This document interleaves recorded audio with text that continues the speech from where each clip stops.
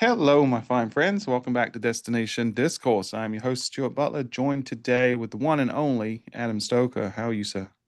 You know what? I'm great. I got to spend a weekend with my wife for our 18th anniversary in Phoenix. We went to the Morgan Wallen concert and just had a Mhm. heck of a time. Got back late last night, a little tired, but totally worth it. That's neat, man. If I asked her, would she say she's doing great because she got to spend a week with you, or she'd be like, man, it's not, it's today's a better day than last week because I had to spend a week with Adam. Listen, I think it has a lot more to do with her love of Morgan Wallen than it does her love of me. That's why we went. She loves Morgan Wallen a lot. And No that, doubt. in order to get her to spend a weekend with me, Morgan has to be there. You know what I mean? Yeah, I mean, totally. I'm not sure I can directly relate, but I understand for sure. So I'm going to tell you and the audience today, I'm going to give myself a get out of jail free card. Apparently, COVID is still a thing. It hit me like a ton of bricks last week. So I'm back on the saddle, but I am not at full force today. I feel like I got that brain. Have you had COVID, Adam? It's like you get a I brain fog have. afterwards. And it's like your brain, I'm getting distracted easily or just sort of losing my train of thought. And so, I kind of liked it when I got COVID because I got to kind of feel what everyone else feels like because it brought me down. You know what I mean? You just stole my joke. I was about to say I'm operating at like 40% today, so I feel like I'm probably on Adam's level, but we'll see how it goes. I But had to I you had to preempt it. you did. You stole my joke. So it's fine. It's all good. And we have a guest with us today. So I'm gonna give you the opportunity because I with my COVID brain, Rebecca, I don't want to mess it up. So Rebecca, welcome to the show. Tell us, our audience, who you are and why the hell you're on this show today. Sure. Thanks. My name's Rebecca Wormleighton. Thank you very much for having me. I am co-founder at Zendelity. I saw one of your podcasts and I was really interested in having a chat with you gentlemen. I have spent my career on the data side, customer experience side, hospitality, supporting those side, and I wanted to bring to light some of my views on where I think we should be prioritizing our time from a hotel perspective as we move post-COVID That's pandemic, awesome. dealing with that. Well, thank you. And this is, I mean, this is the first time we've met, first time we've actually had a Yeah. conversation. We traded emails. So the audience is in for a treat today. Like we don't know really where this conversation is going to go. And that's the great thing about this show. We're going to have some dialogue, some discourse. We're going to ask some really stupid questions, and you're going to have some really smart, insightful answers. So we're excited to do that. And it's going to be focused around the customer experience and from a destination marketing organization perspective, what our role could potentially be moving forward in that arena. But before we get jump into the topic at hand, it's that time that Rebecca's been waiting for, our audience has been waiting for. It is time. Adam, are you ready? Let's do some. Gonna tell you what you need. It's Stu, Oh yeah. How you like the jingle, Rebecca? That's very good. It's good, right? Yeah.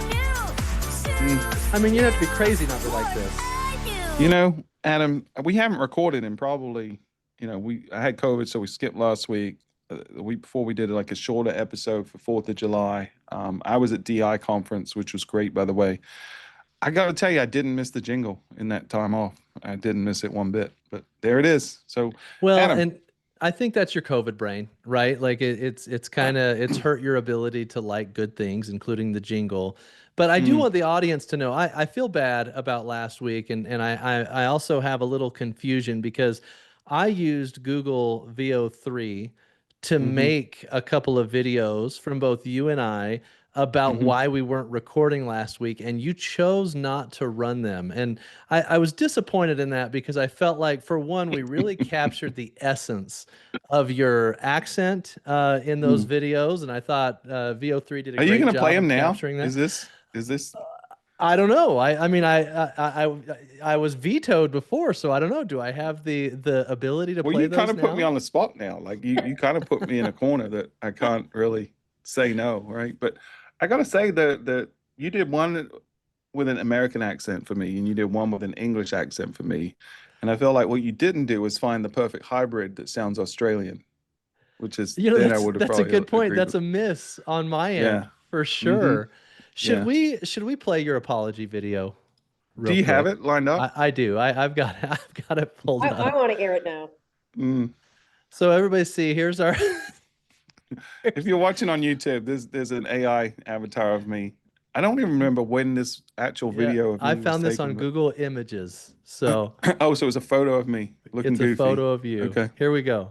Hello, Desties. So unfortunately, I'm not going to be able to release an episode of Destination Discourse this week because, well, I have COVID.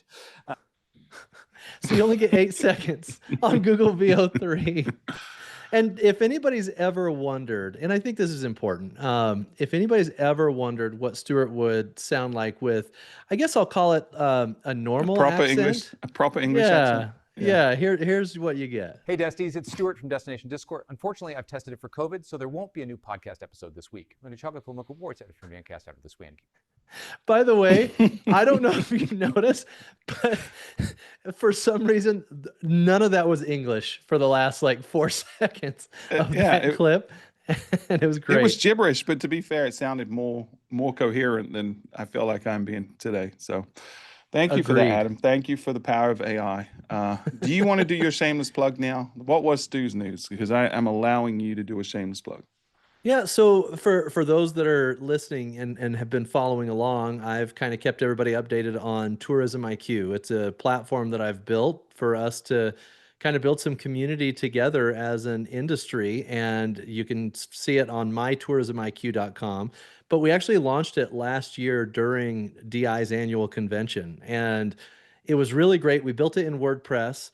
And it was a great start, but what we found as we continued to gain users is that it wasn't scalable the way it needed to be in order to accommodate the volume of traffic that we were getting, which is good because it's a good problem to have because it means we were getting a lot of people to the site, but the bad part was it was getting slower and slower and slower. So Generation 2 of Tourism IQ just launched. The site was actually down on Saturday and Sunday over the weekend.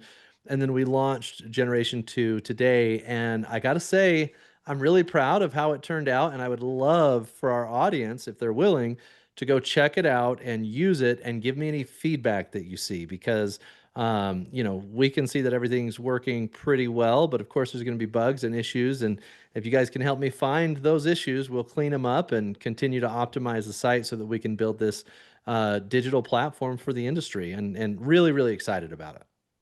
Well, good, Adam. I will bless you with my presence there shortly, and I might even add another post. It's been quite a while since I've added one, Wow. but it's, You know what? You know, From the newly appointed czar of Visit Myrtle Beach, I'm really grateful that you would grace us with your presence there. Yeah, and I'll charge like a modest fee too. Like it won't be anything outrageous like I would normally charge you to do it. So.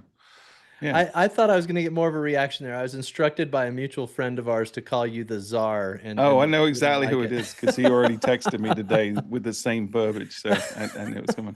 I respond to czar, president, prime minister, any of those. Your royal just highness. rolls off the tongue. Yeah, you can call me whatever you want. But hey, Adam, let's shift gears. Let's jump in. We're being rude hosts. Let's let our guest here, Rebecca, have a little bit to contribute to the conversation. So we're talking about guest experience. I know you've primarily focused on the hotel side, Rebecca, and keep in mind our audience here primarily destinations. And I grew up in the hotel space. I worked a lot directly with hotels in my agency world, and we talked a lot about the best first marketing dollars you should always spend are in guest experience, because without the guest experience, you're not going to be out of market, right? Marketing only shines a light on the guest experience. And so I think there's a disconnect between destinations because we don't control the product. We don't necessarily control the experience, but I think it's something we're trying to figure out how to do a better job of that. So I'd love for you to start with a bit of a preamble, Rebecca, and just talk to us a little bit about, what you're seeing in the market. Are there any trends you're seeing, and why guest experience and that focus on getting those 5-star reviews for a hotel or for a destination is so important? Sure, absolutely. So I think where I would start is, I actually started my career on the customer experience side, but just call center technology. And, it's really gotten me thinking when I look at, our call center organizations, very much focused on that digital experience when it comes to our guests, very much recognized by organizations about the importance of a guest experience and or that digital experience. But when we look at hotels and the way we're managing our operations and our frontline teams who are really, they have they're the first line of contact for our guests, the way we're managing them are on two completely different planes. When you think of, we hire a new agent to work in our call center, and we spend all kinds of dollars training them, giving them technology. We record every one of their phone calls. We listen to everything that they do to ensure that they get it right.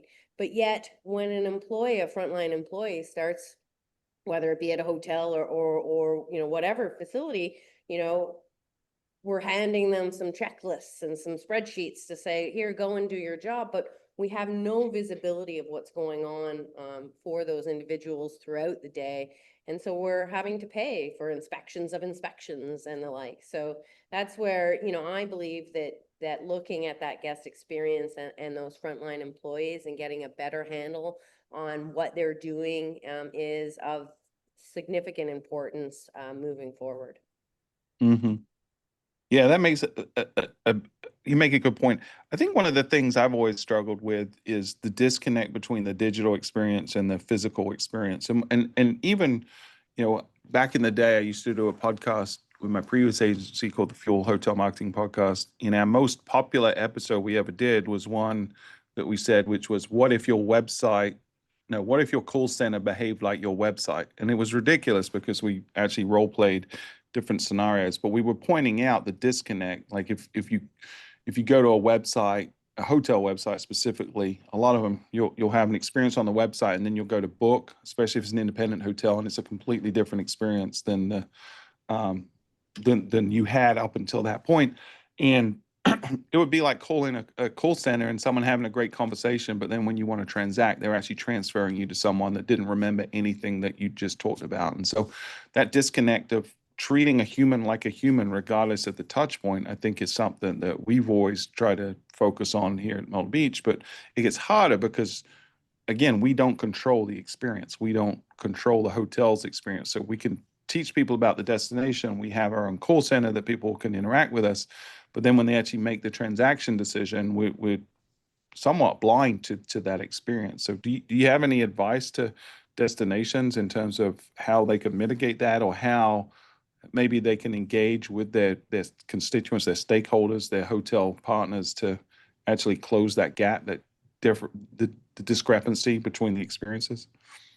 I think that the challenge is, we organizations I see putting a lot of money towards the guest experience, guest messaging technology in an attempt to mitigate that, but it's still leaving that gap between what are the actual employees doing between, once they're on site and that experience. And I think that, I was talking to a client once, and just as a funny example, but they had to do some maintenance for their facility.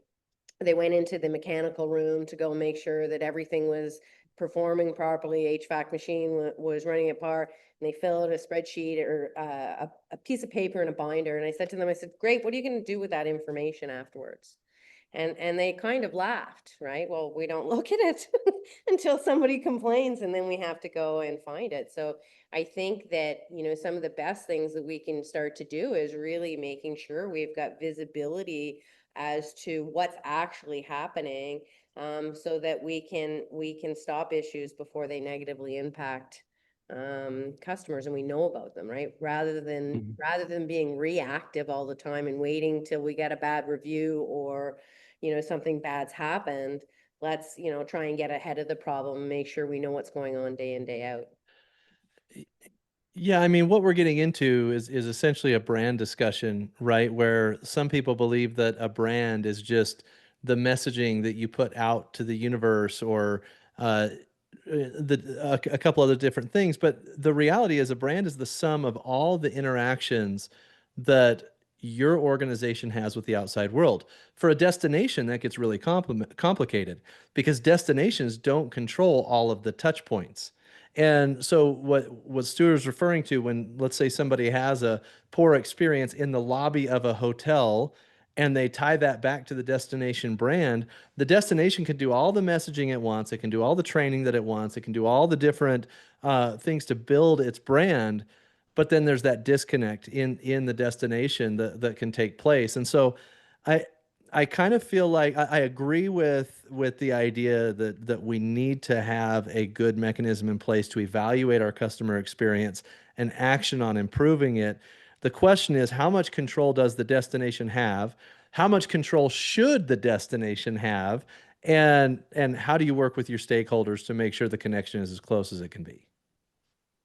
Right, and the only way that we can do that and really answer those questions, in my mind, it all starts with getting access to the data. Right, I think right now, when we look at trying to manage it, it's a lot of, he said, she said, type of scenario, right? So we've got no way of, and then defining what are those standards, to your point, right? And actually having a clear expectation as to, this is who we want to be, and we all need to rally behind that, because I think you're right. If I have a different experience, I'm dissing the whole thing, Yeah. not just Mhm. one. Well, Rebecca, when you say get access to the data, what specific data do you track to evaluate customer experience? And let me give you an example. I was chatting with some guys that were trying to build a tech platform for the DMO space at one point in time. And what they were trying to do is aggregate all the different Google reviews, TripAdvisor reviews, Yelp reviews, and everything into a platform that made it really easy to kind of see the score of each stakeholder within the destination and the destination score overall. And the cool thing is if you look at it in aggregate, you can say, okay, the sum of all of our touch points essentially is our review score. And then we can identify which stakeholders are, not pulling their weight and need to improve their customer experience. And so the destination knows where to prioritize their actions. I think the reason it ultimately fell apart is because it was kind of like, well, this is one more platform to measure something we still don't have the ability to truly control. And so it was very difficult for them to get buy-in from destinations. I don't know if the product ever came to market. I kind of lost touch with the guys that were creating it. But how do we find what data to track? How do we gather the data that we need to track? And then how do you look at it in aggregate? Well, I think when I think the data, so even in that scenario, in my mind, that is still reactive, right? So we're making decisions based on, whatever somebody has done a review on. And so from my perspective, it's getting even further ahead and looking at our employees and what they're actually doing as part of their day-to-day responsibilities, because it's that information, whether it's looking at, is my HVAC machine performing? And if it's not, the faster we can identify that data, then we can make sure the room's not cold, which makes sure that we don't get the bad review online, right? So from my mind, it's the one area of our business that we're not really looking about, and that what's our employees doing throughout the day. If we could get handle on that data across all of our various departments, and kind of have the metrics. We've invested all kinds of money in defining our operating procedures, whether they be from the franchisor or whether they be from our own general standards. So there's all kinds of data that is being captured, but nobody's looking at it, or they're looking at it in silos. So food and beverage is maybe looking at what they're doing from a health and safety perspective and food quality perspective, and maintenance is doing those. But it's when we bring all of that information, that foundational operational data together, we have an opportunity to identify risks of poor performance and get ahead of it before it drives those reviews. So, obviously we've seen and you probably know the data better than I do, but I know Cornell did the study several years ago and then redid it again that sort of correlated the quality of the experience with the ADR and ultimately the RevPAR, right? So we intuitively know that the better the experience, the more profitable your business can be, right? I think that's well established and accepted. I think where it becomes a challenge for us as a DMO, who has stakeholders, the businesses that you're referring to that have the employees, like there's not a DMO that I'm aware of that really has the time capacity or the inclination to want to get into the business of running the businesses of their stakeholders, right? We're not managing their employees. I think where there may be opportunity is, and I've seen some destinations do this, is through training and certification programs. And, we've said on the show several times, if you show me the incentive, I'll show you the outcome.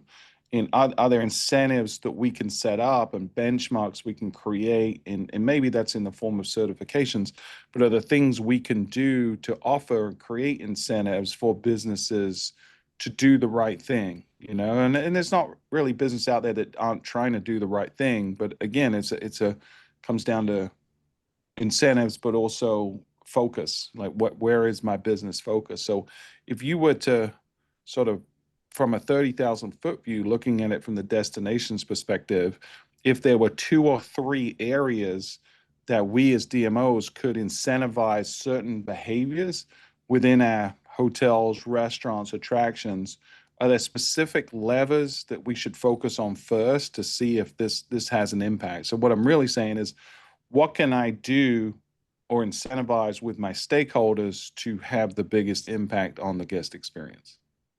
Absolutely. So some of the stats that I've been reading recently, for example, 66% of guests now expect more frequent and better cleaning and sanitization, right? So if you look at, health and safety as an easy example, where, if we can ensure that those standards are actually being adhered to on a regular basis, because if they're being adhered to, then we're not going to have those negative actions.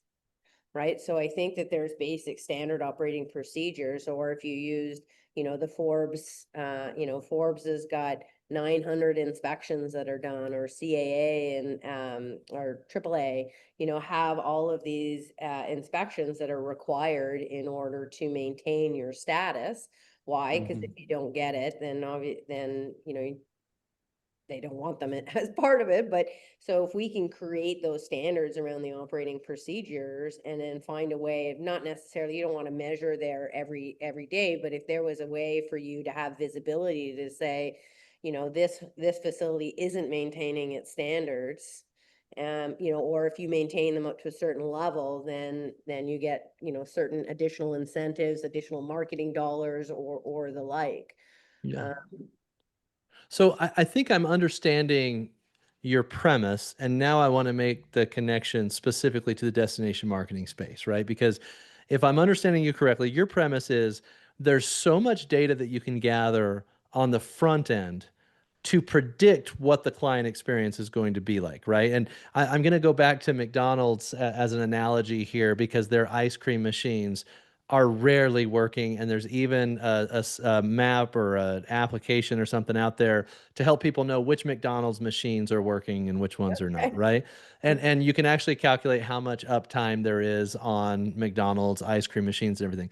The whole reason I say that is, that experience of the ice cream machine not working is always a detriment to the people that are going to try to grab a McFlurry or something like that on the way home from work. So that's one possible negative experience, right? Is that you've got maybe an ice cream machine is down.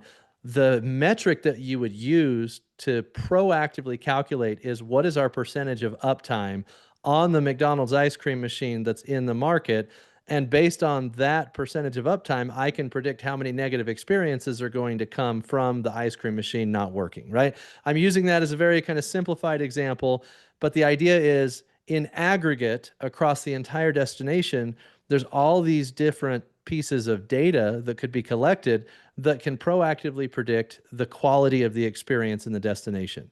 My question that I have is, as a DMO who doesn't control the experience within the individual McDonald's and can't influence whether or not that ice cream machine is up and running, how can the DMO truly proactively evaluate what the customer experience is going to be like without having to run damage control after the fact? Because I have a hard time understanding how they're going to proactively collect the type of data that you're suggesting is going to give you the visibility you need.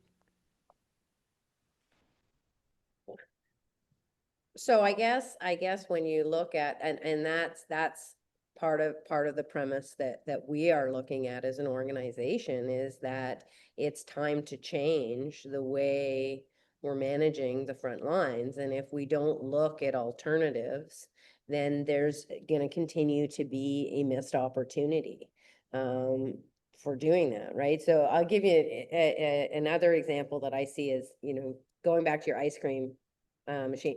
So one easy way that you could do that could be to put an IoT sensor, as an example, on the machine that checks for abnormal vibrations or normal heating, right? So that could give you that can give you that idea that something is going to go wrong and it's not going to execute. The challenge that I see with the IoT side of things, but it still comes down to execution.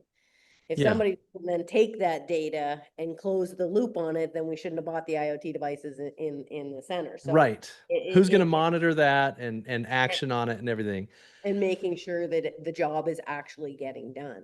And that leads me to Stuart, because Stuart, you're obviously in a DMO, and Rebecca and I both are somewhat serving the industry outside looking in. So for you, as you're hearing the premise that we need to be monitoring, we're monitoring the wrong data, because the data that we get is after the fact, and there's not much control other than impacting future experiences. What data can you at Visit Myrtle Beach proactively look at to predict the quality of the experience? And what tweaks can you make ahead of time before somebody arrives? Yeah, it's tough. I mean, it's virtually zero right now, right? Because we don't have that. That's not the relationship or the premise of the relationship we have with our stakeholders right now. Like, there isn't a social contract between us and, say, a hotel that we're in any way responsible for the guest experience in the current paradigm. And I'm speaking for Myrtle Beach, right? There may be destinations out there. I certainly know there are destinations that have done certification programs and things like that.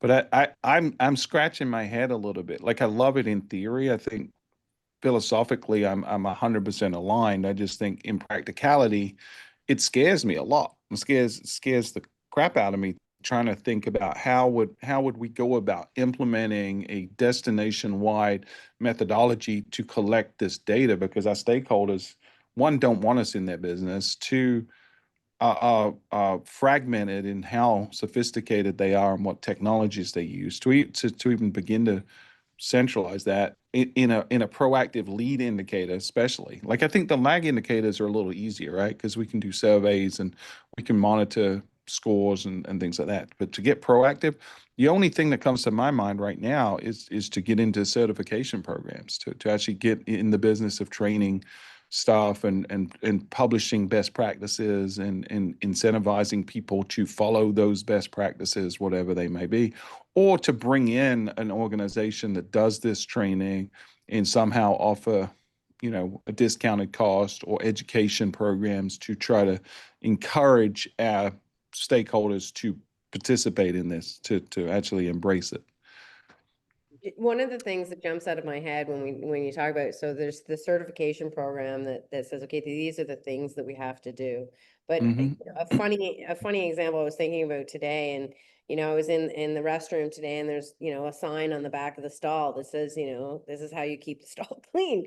And so when I think about training, and I think about we can tell people until we're blue in the face how to do stuff. The fact that we have to tell people to keep the bathroom clean is it's a level all on its own, right?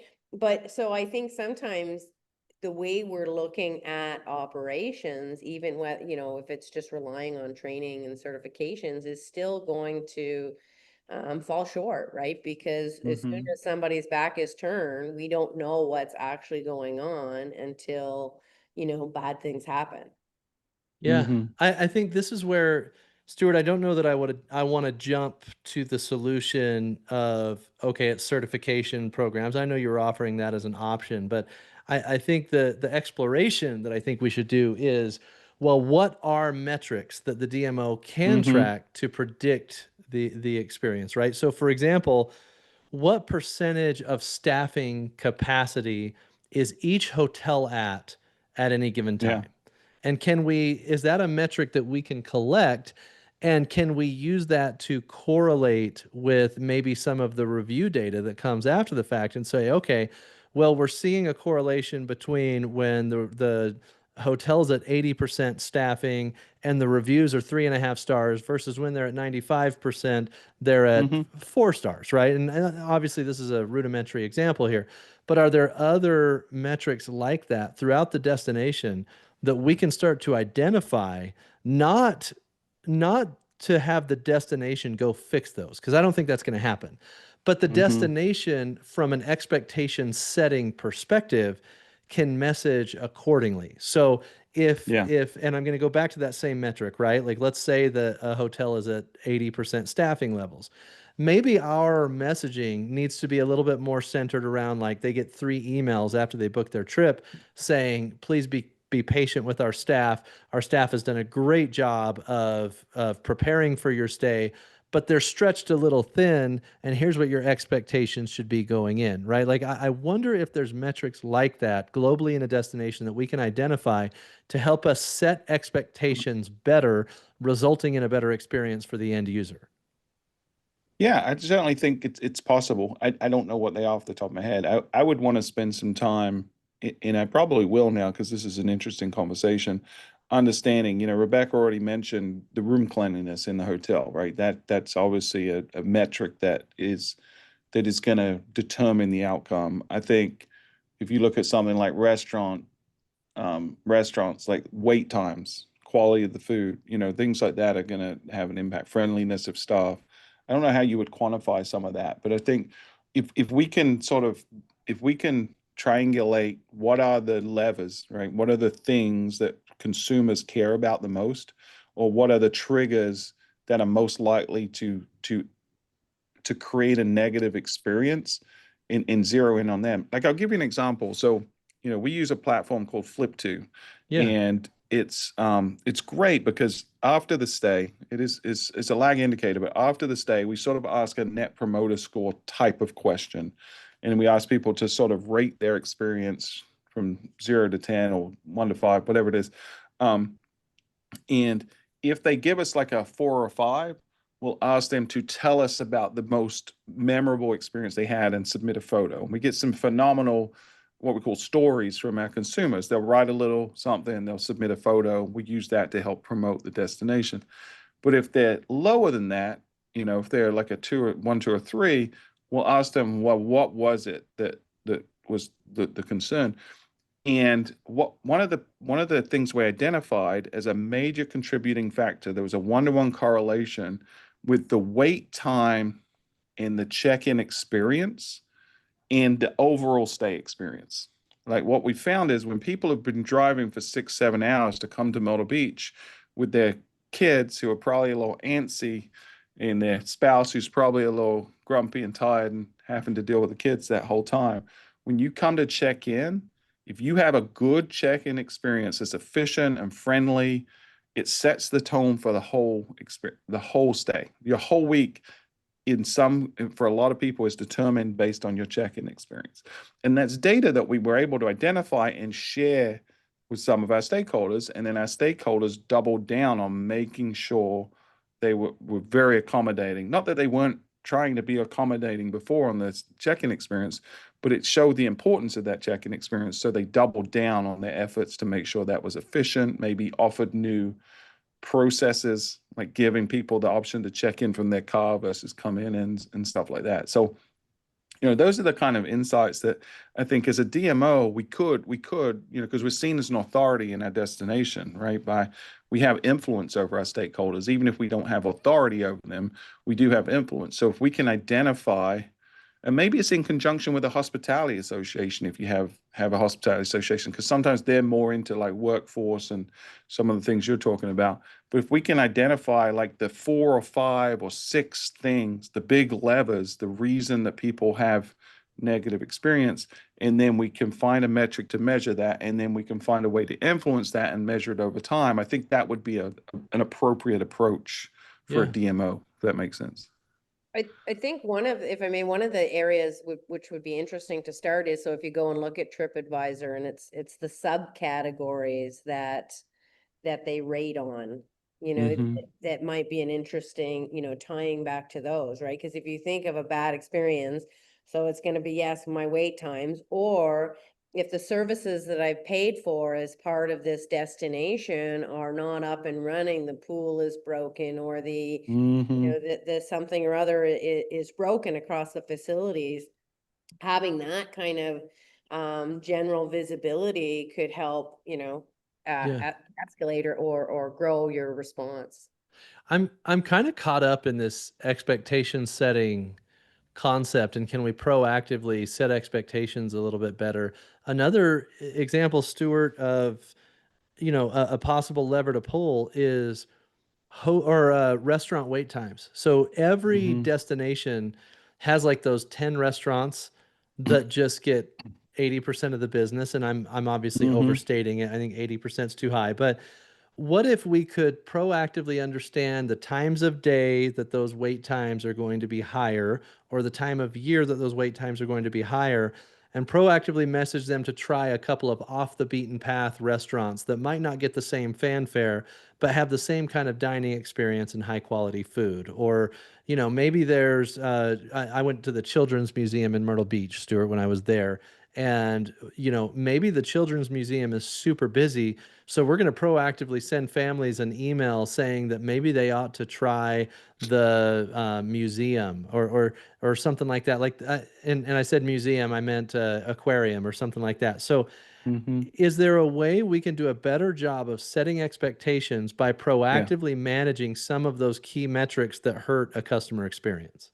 Yeah. So I agree. And so, we've talked about this on the show before, but where you say is the brand is the sum of the touch points.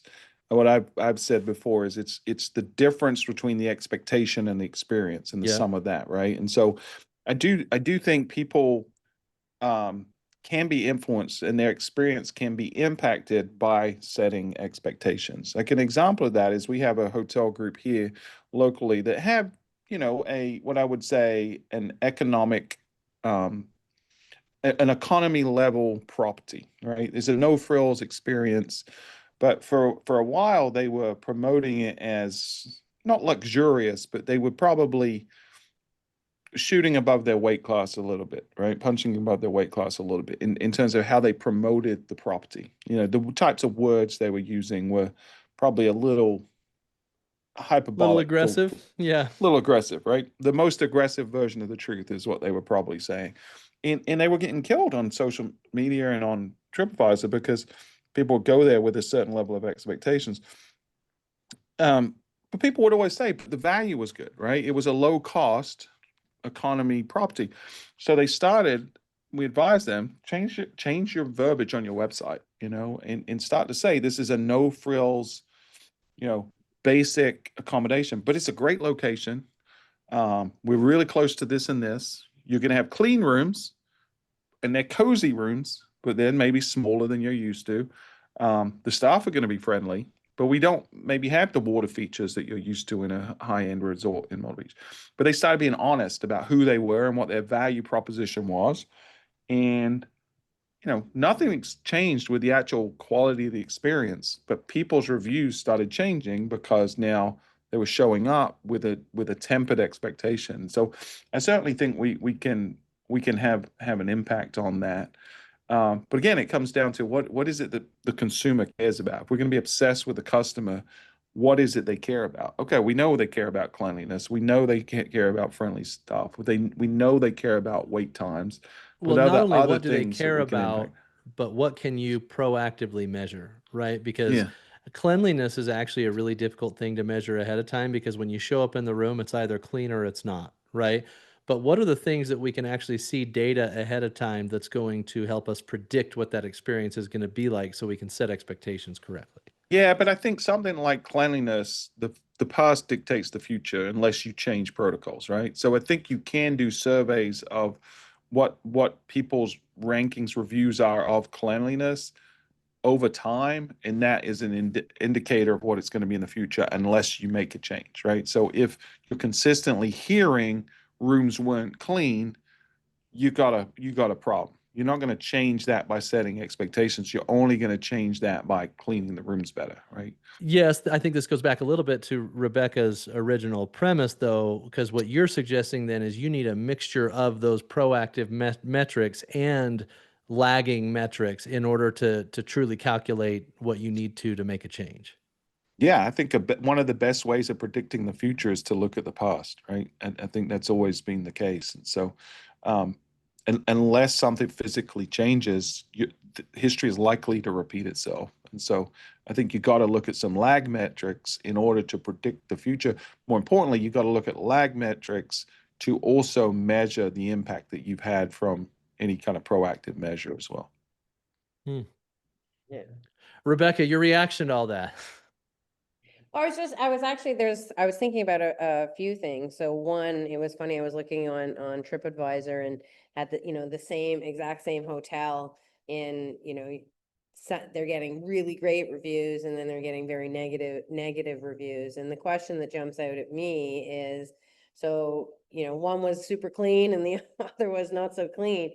And to me, it's probably more, it's going a level deeper and not stopping at the whether or not it's clean, but it's, who was actually involved in doing that work and where does the training need to be done, right? So for example, if I'm just getting complaints from my weekend staff versus getting complaints from guests that are staying during the week potentially, can we identify where the fundamental issue lies, right? Because we have to have our standard operating procedures, but different interpretations of that is where we fall out of line. I was talking to the U.S. Coast Guard, and we were talking about how a ship will pull into one port. They always pulls into the same port. And for whatever reason, maybe the ship gets transferred to another port. In theory, the exact same standard operating procedures for the inspections, yet in one port they're passing and in the other port they're failing. Right. So it's the interpretation of those operating procedures, of those expectations, where sometimes, is maybe where we really have that shortfall where we're falling down. Because there's not, well, I mean, because the way we're managing it, right? Because we're giving, Sally a piece of paper that says, go and do these things and check it off. And, their interpretation of what line item 22 really means, or what, how we measure success or failure is going to be different.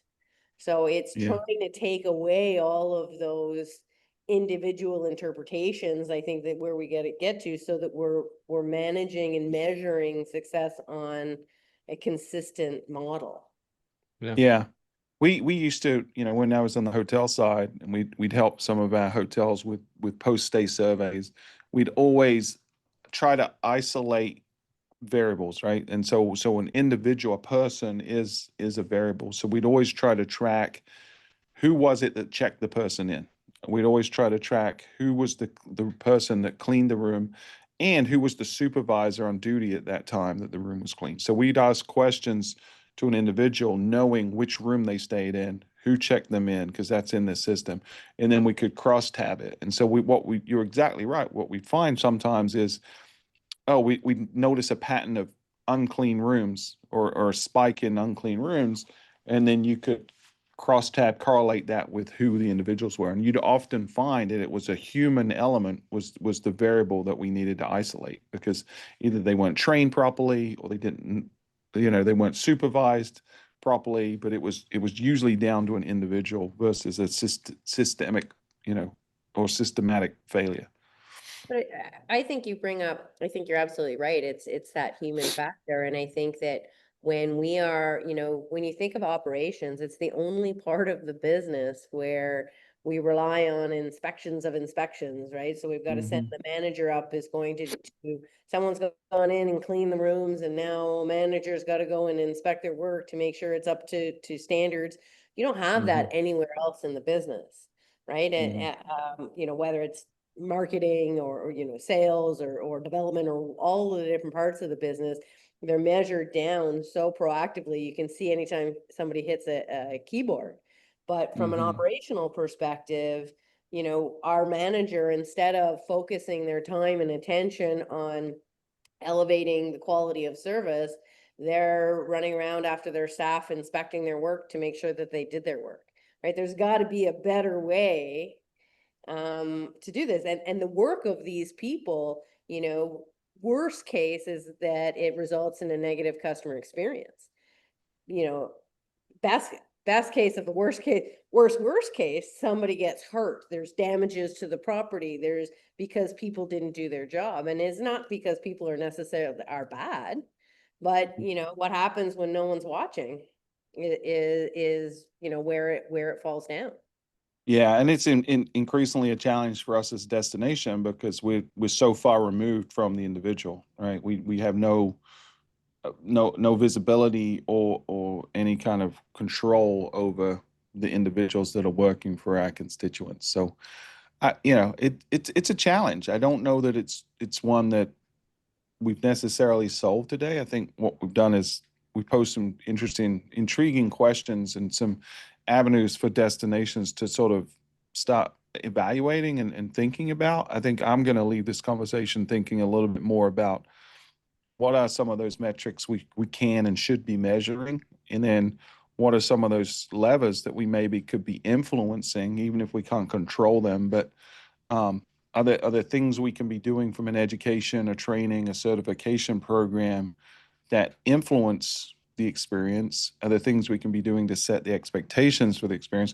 Because I do think at the end of the day, even though it's really hard and I sort of my 40% operating brain is struggling a little bit to think through this, I do know, and I'm very confident in the belief that the quality of the experience will directly impact our performance, right? As a DMO, I think the quality of the experience will not just impact whether or not someone's going to come back. And we know that our best next guest is our previous guest in all of hospitality. If we can get someone to have a great experience, significantly more likely to come back, right?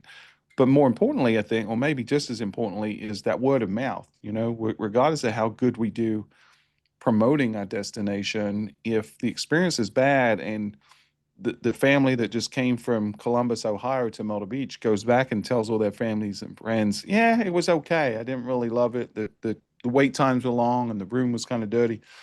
That it doesn't matter how much advertising we do. If that word of mouth is happening, we know it's going to have a bigger influence than anything we can do from a media perspective. So we're very much incentivized to solve this problem. I just don't know that we have yet. So Yeah. I definitely appreciate the conversation. Adam, you have something to add to that? No, I think it's interesting. I think it's incumbent on every destination to identify what are we do such a good job, actually, I think, with lagging indicators, what happened during the visit and how can we use historical data to be better next time. The thing that I don't think is currently happening, especially at scale in a destination, is tracking what metrics. For example, what percentage of uptime does the ice cream machine have, and correlating that with how people's experiences feel to them. I think those are some of the things I think destinations could do much better. I'm not suggesting that destinations have the ability to control the organizations within the destination, because I think that's a little bit of a pipe dream, or maybe even something destinations don't want to be involved in. But I do think it can help us set expectations. So how can we use proactive data collection to set effective expectations for our visitors? That's the question I would be asking as a destination marketer listening to this episode. Yeah, and how can we be a thought leader in our community to make sure we're not the only ones having these conversations, that our members, our investors, our stakeholders are also thinking about this stuff? Because I do think one of our roles, although not every destination would look at it this way, but I think, again, some would probably lean on the Hospitality Association and the market to do this. But I believe one of our roles is to help to improve the quality of the businesses in our destination, right? And so was just one dimension of that. I mean, obviously things like workforce are things that we sort of have historically had a vested interest in, but I don't know if we've ever looked at it from we need to do this because it impacts the customer's experience. I think we've looked at it from, hey, our members are struggling to fill their jobs. We need to help our members, right? And so I've always been a big fan of being obsessed with the customer And a lot of folks would say, well, our customer is our business, our stakeholders, right? I still think ultimately we serve our businesses better if we focus on the visitor being the customer. And obviously we could also argue that our residents are also our customer, right? But I think ultimately we serve our resident the best, we serve our businesses the best if we make sure that the customer's having a good experience. And that's up into and including, I'll double click on something Adam said earlier, is dispersing people throughout the community or maybe at different times a year, you know? So an example there would be Myrtle Beach spent a lot of time over the last couple of decades trying to go from a summer destination, like a Memorial Day to Labor Day destination, to a year-round destination. We brought in key events like the Myrtle Beach Classic in May and CCMF at the beginning of June. We brought in a lot of sports facilities like baseball fields and a sports center. And now we're bringing in sports and groups and meetings throughout the year. And now I'd say we're comfortably a 10 or 11-month destination versus a 3 or 4-month destination. And so that obviously has an impact on the guest experience. Someone coming in maybe September when the weather's great, the prices are a little less, the restaurants are a little less crowded, could potentially have a better experience than someone coming in July when it's packed, right? The businesses obviously appreciate it because now they've got business year round, and then the residents benefit from that because one, there's more jobs year round, but two, the businesses are open year round, which maybe restaurants were closing before, and ultimately our economy is thriving. So I think we're already doing some of that stuff, but maybe we're approaching it from a different direction than this conversation was today. So I appreciate it. You got us thinking. This is good. Good. And I would add one final thought around that. We talked about that Cornell study at the beginning when, a 1 point improvement can drive an 11.2% increase in your ADR while maintaining the same occupancy. And I think that putting a challenge out to your members and combined, if everybody as a whole destination, if we can increase our ratings, it's ultimately going to help all of us drive a higher ADR and the like. Yeah. Yeah, team that's a good sport. point. Yeah, I've never really thought about that before, but we talk to individual stakeholders about their individual review scores, but we've never really done use your words, a team sport approach to saying, let's as a community all try to raise the bar. Yeah. That could be a really interesting local campaign that not only would yield to greater experiences, but could also help with our other mission, which is providing value to the tangible value that's seen within our community. So I could see us running sort of a campaign locally, which is a community pride campaign, trying to get people to focus on those things, because I do believe your focus determines your reality. And so if we are the ones that create that focal point, then maybe the community would rally behind it. And so that's a really cool insight. You got me thinking again now. So Rebecca, I appreciate you bringing this topic. Thank you for reaching out. We like conversations that we haven't had before, and we like conversations that challenge us. This is not an area that we've really spent a lot of time talking about. So we appreciate it. Do you have any final thoughts or any sort of final takeaways for our audience?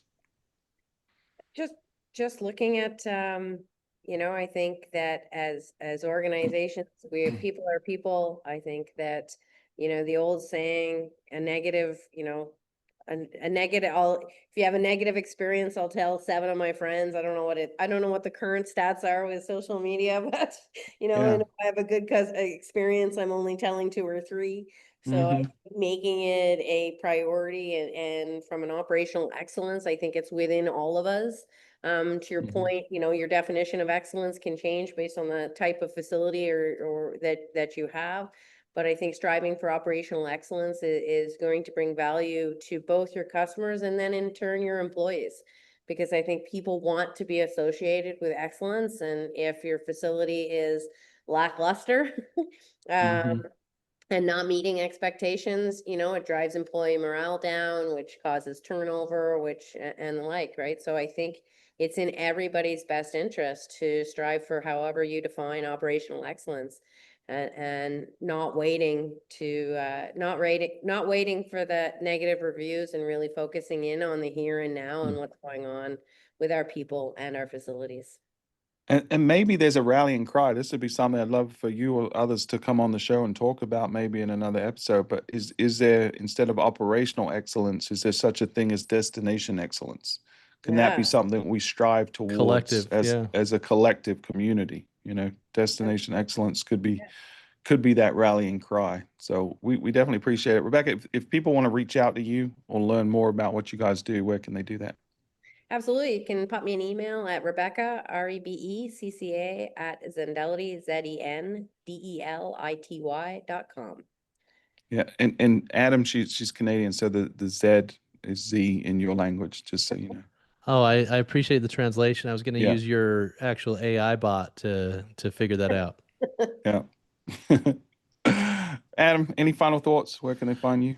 Yeah, I just as you were talking, Stuart, you talked about dispersion strategy, and I've seen a lot of dispersion strategy. What I haven't seen is what I would call dynamic dispersion strategy, and that's where you use forward-looking data to decide your dispersion strategy. And I think that would be a really interesting market opportunity for somebody that wanted to tackle that, because dynamic dispersion could really benefit a lot of destinations around the world. Yeah, I mean, one area could be restaurants, right? If you could partner with, like, you know, one of the big, like an Open Table or someone like that, or Resi, you know, could you get Yeah. indications on demand for reservations at restaurants, and then could you use that to sort of dynamically change which restaurants you're promoting for a given time? Like, there's Exactly. definitely opportunities to do that. So that's cool. Adam, if they want to find you, where can they do that? Well, you can find me on the newly released Gen 2 of Tourism IQ at mytourismiq.com. You can find me on LinkedIn or Adam at thebrandrevolt.com. Thank you, Adam. Thank you, everyone, for listening today. If you want to continue this conversation, or you want to contribute something else to this conversation, or you have another topic, then please reach out to Adam or me. You can reach me, stuart.butler@visitmodelbeach.com, or you can hit me up on LinkedIn as well. Please leave a review. Please tell a friend, whether you like this show or you don't like this show, but you're still listening. Please tell a friend. We'd love to grow If you the don't like audience. it, tell 7 people. Yeah, that's right. I'd rather you told him, hey, there's this really, really bad show that you should totally listen to because it's awful. There's this Australian fella and this other guy that wears hats, and they talk nonsense for an hour every week. But to please tell a friend about this show. I will say this, Adam, in closing, I just got back from Destinations International last week, or the week before last, and we have an audience. Like, I had several people, dozens of people that came up to me and commented on the show, most of which was positive, which was really good. I definitely met a few people that want to come on the show, but haven't necessarily had the courage, but I'm going to nudge them to come on the show. Nice. And I even had 2 selfie requests. So we got some fans out there. Wow. We've got Holy some cow. fans out there in the destination. And so I can't wait to bring this show live to Esto in just a few weeks. If you guys haven't Can't wait. already, if you haven't already signed up to go to Esto, Adam and I are going to be doing a session. We talked about this last episode, but we're going to have some swag there. I've seen the merch that's coming, and it's really pretty good. legit. It's going to be a Yep. collector's item, maybe one of a kind. So if you interact with us during the session, it is going to be a very interactive session. Well, if you interact how- with us, How about this? you might get a piece of swag. Anybody that sends us a question between now and Esto, I will personally see to it that they also get a shirt. Oh, wow. Do they get to pick the shirt, or are you gonna select it for them? Kind of depends on the numbers we have left. All right. So ask a question. You can do that on LinkedIn. You can leave that in an Apple Podcast review, or on an episode. You can leave a comment or a note in Spotify. So we'll check those, or you can shoot us an email. But Adam said it, man. You'll get some swag, some merch I will for personally Destination see to it. Discourse. You can be part of the destination and one of our best desties. So we can't wait to see and hear that. So thank you for tuning in. Until next time, this has been Destination Discourse. Thanks, everybody.